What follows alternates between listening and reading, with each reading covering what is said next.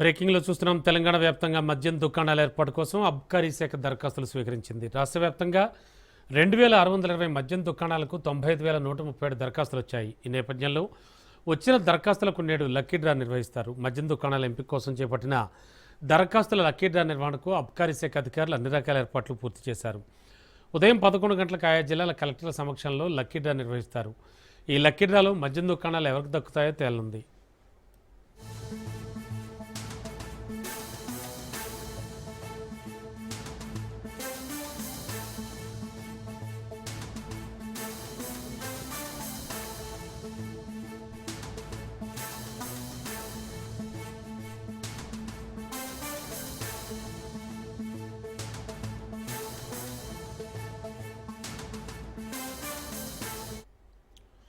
రాష్ట్ర వ్యాప్తంగా మొత్తం 2620 మద్యం దుకాణాలుంటే వీటికి 95,137 దరఖాస్తులు వచ్చాయి. అయితే గతంతో పోలిస్తే ఈసారి పలు మద్యం షాపులకు దరఖాస్తులు చాలా తక్కువగా వచ్చాయి.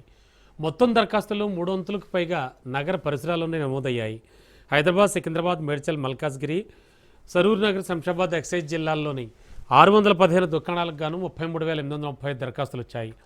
సరూర్ నగర్లో 134 షాపులకు 7,845 దరఖాస్తులు, శంషాబాద్లో 100 షాపులకు 8,536, మల్కాజ్గిరిలో 88 షాపులకు 5,128 దరఖాస్తులు, మేడ్చల్లో 114 షాపులకు 6,063 దరఖాస్తులు వచ్చాయి.